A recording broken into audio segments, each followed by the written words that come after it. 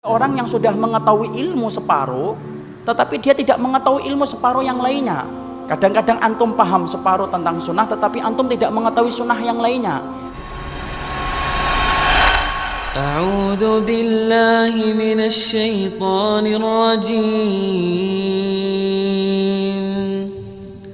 Bismillahirrahmanirrahim.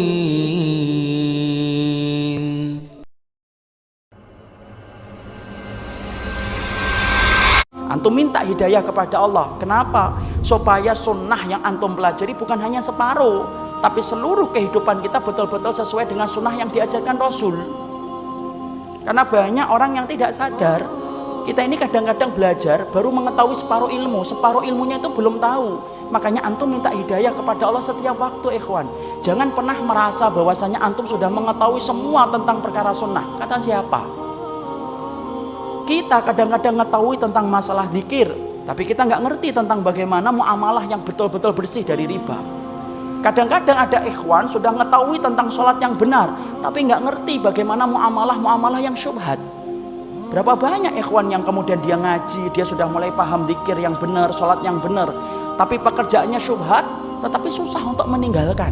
Karena apa? Dia belum paham pekerjaan yang dia ambil itu syubhat. Dia butuh hidayah, walaupun dia sudah ngaji. Kenapa? Untuk menyempurnakan pemahaman sunnah kepadanya supaya betul-betul sempurna untuknya. Berapa banyak orang yang faham muamalah, tapi ternyata sholatnya tidak benar. Bagaimana seorang akhwat kadang-kadang dia sudah belajar tahsin, karena waktunya lebih longgar daripada waktu suaminya. Tajwid, dia belajar bagaimana berhijab yang benar, tapi kadang-kadang lupa bahwasanya di dalam rumahnya itu pintu surganya siapa? Suaminya. Dia lupa pintu surganya itu adalah suaminya.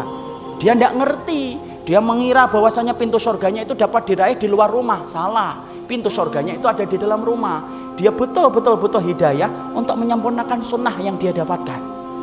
Karena apa? Yang kita pelajari ini kadang-kadang baru separuh, ikhwan. Makanya kalau orang itu merasa belajar, semakin lama dia belajar, semakin merasa bodoh. Imam Syafi'i pernah ditanya, bagaimana sih proses orang itu ketika benar dalam belajar? Merasa bodoh. Semakin lama semakin belajar, semakin tidak ngerti. Makanya kalau antum ditanya tidak bisa jawab, apa itu benar prosesnya berarti. Tapi biasanya itu mungkin karena memang betul-betul tidak tahu, karena tidak mau murojaah. Tapi yang benar adalah orang yang benar prosesnya jahil. Antum selama merasa jahil, antum akan belajar. Coba kalau antum merasa pinter, apa antum kemudian akan bersusah payah datang ke sini? Saya bersusah payah membaca kitab di rumah ketika habis kajian ketika malam.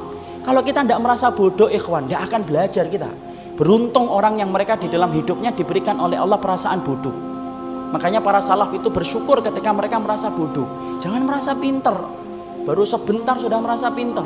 Baru ngetahu ikhfa aja sombong, baru tahu ikhlab aja sombong. Istri di rumah baru tahu ikhlab aja, masya Allah, sombong sama suaminya. Wahai suamiku, kamu tahu ikhfa itu apa? Masya Allah, tidak perlu gitu bu. Suamimu itu mereka kerja, sampaikan ilmu dengan cara yang baik.